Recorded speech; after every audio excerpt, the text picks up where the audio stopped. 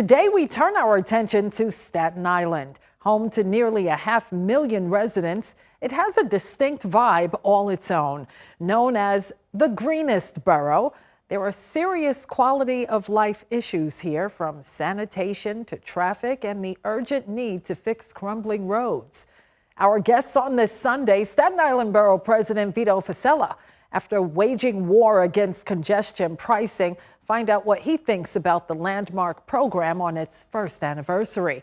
Plus, Michael Cusick of the Staten Island Economic Development Corporation explains how local businesses are dealing with congestion pricing. And later,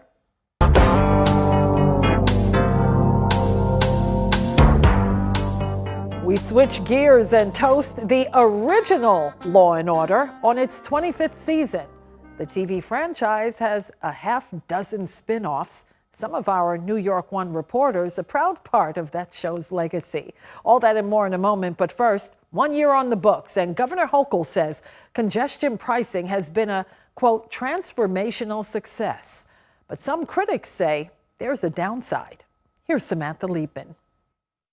We're winning this battle. The governor and advocate celebrated the 1-year anniversary of congestion pricing at the McBurney YMCA. Governor Hochul striking a defiant tone. Everybody who told me from the president on down, you're killing New York City, nobody's gonna come, traffic's down because the place is empty, no one's there. It's like, seriously? Have you been here lately? And the governor cited new numbers. Tax revenue increased 6.3% in the city through November, a larger jump than surrounding counties, and office space leases have increased over 9% year over year through October, all while 27 million fewer vehicles entered Manhattan below 60th Street for the year, on average 11% fewer a day, and vehicle speeds increased over 4%, all while raising over $500 million for the MTA, more than expected. What this program has done is commit funding to the very capital needs that have been put off for years, if not decades.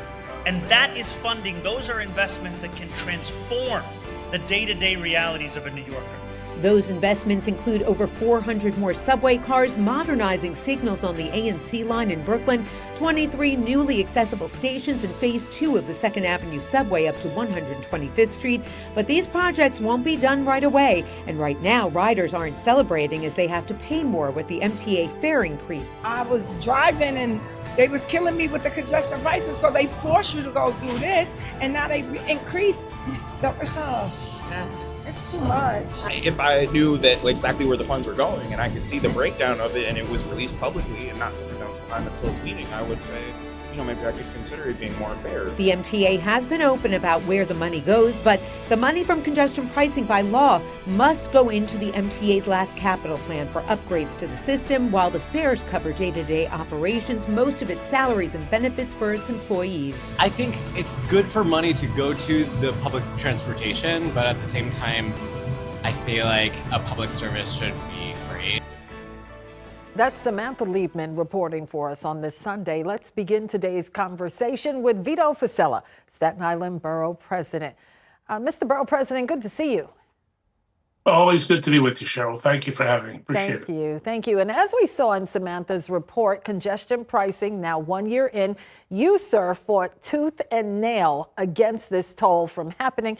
Your thoughts now about how it's affecting residents on Staten Island? Well, we maintained from day one, for a variety of reasons, that congestion pricing would hurt the people of Staten Island. We already pay 2 tolls to get into Manhattan. Many people work there, and they have no alternative because we don't have a subway system that connects like every other borough to the central business district. So more and more people are reliant upon their cars. Some folks are nurses, teachers, firefighters. They don't have a choice of where they work. They're assigned. And those are the folks least likely to afford a third toll. And even some of the own studies that the MTA performed prove that environmental effects would get worse in Staten Island with more particulates. So from a common sense, just why are you punishing people who have no choice with a third toll to get to work? It was a problem, and we still think it's a problem. I mean, it's here. It seems like it's here to stay. Don't know. We went to court with the UFT to try to fight on behalf of the people of Staten Island. And anytime we can argue that, what's the benefit or what's the pro to paying more, and we didn't see it, and we haven't seen anything. So that's why we stood up and fought so hard against congestion pricing, as you pointed out. Yeah, and tell us about local businesses in the area. How are they being affected by congestion pricing? Well, money is fungible, right? Money is finite, and any cost that goes on to a truck driver or a distributor is going to be passed on to the consumer.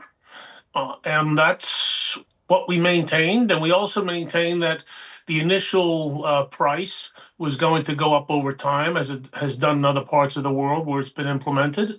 So it's just another tax. I mean, it was a money grab. It has been a money grab. It was a way for them to get the money. And we argue really because we've been left out of many of the investments that the MTA's made on behalf of the beleaguered commuter. Yes, we have express buses. Yes, we have a Staten Island ferry. But we don't have what all the other boroughs have, an integrated subway system where you can get on one train and end up somewhere else. That's because they failed to invest for decades in one of the fastest growing areas in the state of New York. And we just always seem to be behind the eight ball when it comes to enhancing and increasing commuting options for the people of Staten Island. Last question on this. Governor Hochul had a citywide celebration last week, and she called it a transformational success. And she says congestion pricing is working just as they planned. Do you feel that this speaks to the fact that many people call Staten Island the forgotten borough, that residents on Staten Island are feeling the pain, and it seems like few are listening? What's your message to the governor? Yeah, we didn't do the happy anniversary. We did a happy anniversary in Staten Island because for that reason, for too long, it's whenever we want things. We have a Staten Island Expressway, a fourth lane that goes about 2/3 of the way of Staten Island. It should have been extended from the Verrazano to the Goethals Bridge. We've been trying desperately to get the state to extend it. It's common sense. It causes traffic all day long. Of course, there's no money. We want to replace the Outer Bridge crossing, which is almost 100 years old and causes traffic problems all the time. Again, they've just delayed and punted the study for another 10 to 15 years. So every time we want something that's critical and will improve the quality of life and the commute for folks who don't have many options, and we're very car dependent, as I mentioned, it doesn't work for us. Well, there's a lot more to talk about as it relates to Staten Island. We're going to take a break. We're glad you can stay with us, Mr. Borough President. When we come back, a look back at the transit strike 5 days before Christmas. Do you remember this? Angry commuters forced to walk from point A to point B. Stay with us.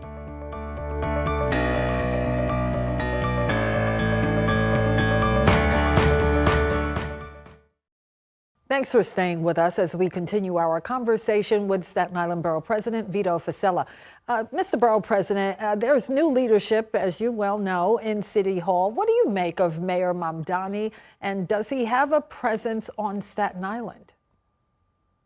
I'll answer the last question first. I've yet to speak or meet with him. He did not perform well on Staten Island. I think about 77% or the people did not support his candidacy. But he's the mayor. He's the mayor. In my view, and I've done this at whole different levels of government, my job is to improve the quality of life for the people of Staten Island. If you want to do good for the people of Staten Island, you'll have a great champion in me. If you want to do bad or hurt or harm the people of Staten Island, then you'll have a committed opponent.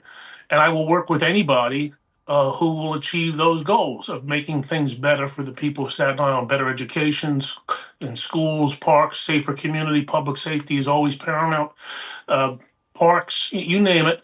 And I'm ready, willing, and able to work with the new mayor to do what I can, to do what we can, which we should do, is to make things better and safer, and just improve, as I mentioned, the quality of life for the folks we represent.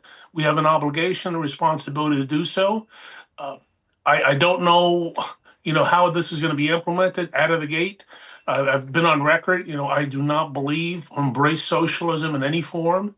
I think it has destroyed countries and people over the last 100+ years where it's been introduced. Just look what's happened in Venezuela in the last few years. So I don't embrace it philosophically. I'm more of a free market. Let's stimulate private sector jobs, help small businesses grow. Don't crush people with unnecessary taxes and regulations. Don't suggest that people who have a home, private property should be seized and it should be shared. I don't get some of these things. Well, but with that said, I'll stay in my lane to help the people of Staten Island with anybody and everybody who wants to do it. That includes the mayor and anybody else in the city and state and country. Right. Well, the mayor has an ambitious agenda, and among his high priorities is to make city buses free. And that, I presume, would include on Staten Island. What's your take on that? I'll believe it when I see it. I don't know how it would be resolved. I happen to believe that there's a cost and benefit to everything. You can't go around to everybody and promise free stuff to everybody. Somebody has to pick up the tab. Somebody has to pay. So I don't know in practice if it will ever be realized. Will it be beneficial to people? Yeah, but I think we have to take a step back and say, what are the costs? What are the benefits? What are the pros? What are the cons? And I could sit here all day and promise free things to everybody. People might love me for that, right? But is that the responsible, long-term, sustainable thing to do for the city and state? And the answer is, I don't believe the answer is yes to that. So I'll believe it when I see it. I'm just more focused on, as I say, let's start off, don't do harm. We have something called the City of Yes that was implemented recently. This past week, we were at a place in a nice residential community where they're knocking down one home and putting up 20 with parking that doesn't work. In other words, there's not enough spaces. And we have a proposal in the city that seems to be a priority of those called universal daylighting, which will eliminate, they suggest, 50,000 parking spaces on Staten Island alone, where parking is at a premium. So some of these policies of the last few years that are coming out of the city are detrimental to the quality of life of the people of Staten Island. What we would hope for is either leave us alone or at least hear us and modify and be flexible, because one size does not fit all. In the city, we have a more suburban characteristic with 1 and 2 family homes. People, as I mentioned, have to depend on their cars to get around because they don't have many other options. They're paying more and more tolls, more and more taxes. So either leave us alone or at least try to say, yes, we see Staten Island is not like Manhattan or not like parts of Brooklyn. And that's what it is. But with all that said, what you see is a percolation or a simmering of a move of secession again, because people feel like they're just being forgotten once more. Okay, Staten Island Borough President Vito Fossella, appreciate your time. Thank you. Time for another break. In Focus continues right after this. And now, a flashback from our New York One archives. December 20th, 2005, 21 years ago, transit workers walk off the job 5 days before Christmas. I'm walking the 135th Street, and I am cold. Millions of commuters had to brave the cold and walk after the Transit Workers Union confirmed the illegal strike. Local 100. Local 100. The Local 100 Executive Board has voted overwhelmingly to extend strike action to all MTA properties immediately. Some 30,000 transit workers abandoned trains and buses in violation of the Taylor Law, which bans public employees from engaging in strikes. The leadership of the TWU has thuggishly turned their backs on New York City. Make no mistake, These are bullying tactics. The 2005 transit strike was actually the third in the city's history. Back in 1966, workers hit the picket lines for 12 days, which led to the creation of the Taylor Law. In 1980, the walkout lasted 11 days. Images captured millions walking across the Brooklyn Bridge. This one lasted nearly 3 days with a heavy price. Transit union boss Roger Toussaint was sentenced to 10 days in jail, and the union was fined $2.5 million.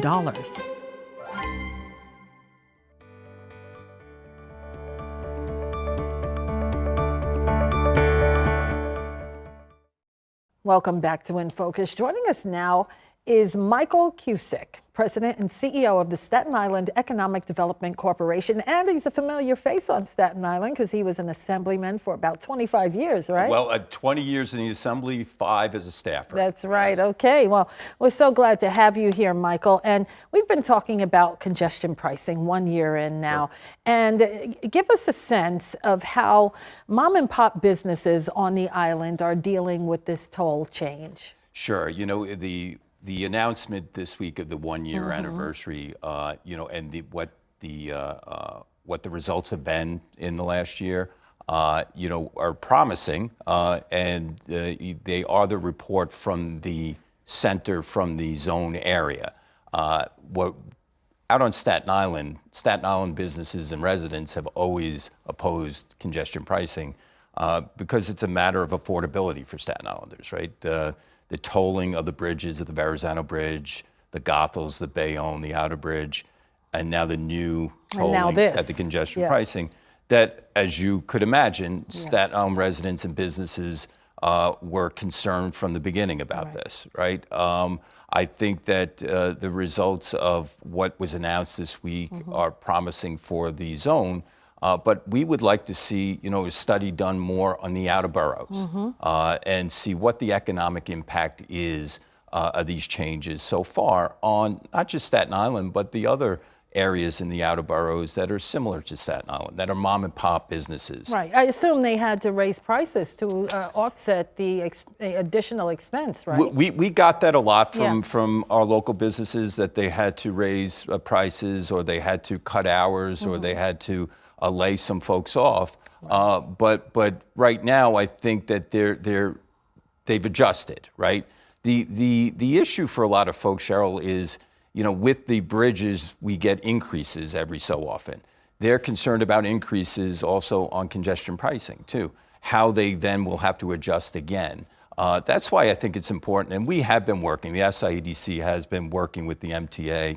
We had the MTA out at one of our transportation conferences, and we have talked to them about, now that we've gotten through the first year, we'd like to look at what the impact is on Staten Island and the outer boroughs. Right, and let's talk about your SIEDC wants to establish a pathway to Staten Island's first community development financial institution, right? Yes, and I go with the alphabet of CDFI because it's easier for me, right. Cheryl. But the CDFIs are very important in communities, low-income communities, underserved communities, because CDFIs will allow businesses the upfront capital that they usually need just to start or to get started, that they are not qualified under conventional means with conventional banks and all. We're the only borough that doesn't have one. Really? Yes, all the boroughs have numerous ones, but it is a collaborative. We have a number of banks on Staten Island and some of the larger banks that have expressed interest to work with us to form a CDFI on Staten Island that would allow startups in underserved areas to really get that capital that's needed. And we're looking forward to it. We have to start a pilot program this year in order to qualify for an actual CDFI. So we're doing that in 2026. Okay, and very quickly, what areas of investment and development do you want to see in 2026? Well, the development is very important on Staten Island, but right now, with the leadership of our councilwoman Camilla Hanks in the North Shore and Borough President Vito Fossella, the shoreline of Staten Island, when people come in from the ferry, they see the shoreline. A number of years ago, right before COVID, the Empire outlets were constructed. but because of COVID and other entities, it really never lived took up off. to expectations. Exactly right. Yeah. And so that and the mayor, Mayor Adams and Councilwoman Hanks and the borough president put in effect this North Shore plan, which infused close to $400 million into investment into the North Shore and building. And so that is really where the focus of the SIEDC with our government leaders is going to be for 2026. Okay, well, all the best to you. Thanks for coming. Thanks for crossing the bridge and coming into my Manhattan. pleasure. My pleasure. Thanks for having me. Absolutely. Michael Cusick, President and CEO of the Staten Island Economic Development Corporation. And now, our final focus. A long-running drama based right here in New York City marks a milestone.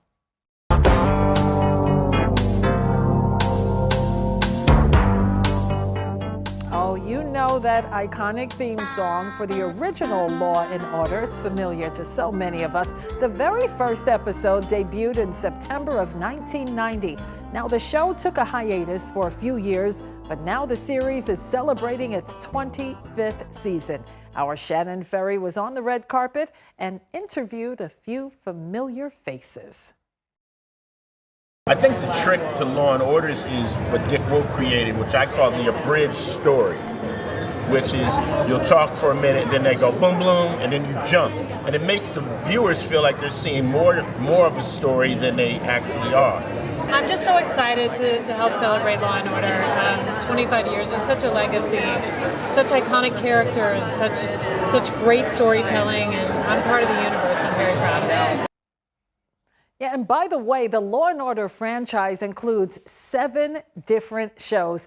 You may recognize some New York One reporters in cameos. It's always a great experience to be part of that legacy. Hey, thanks for watching In Focus. I'm Cheryl Wills. We appreciate you spending your Sunday with us. Thanks for watching our YouTube channel. To keep up with important issues impacting our communities and hear more conversations with the people who are shaping the future, subscribe to our channel. You can also download our app or find Spectrum News on your TV for balanced, in-depth political coverage and more.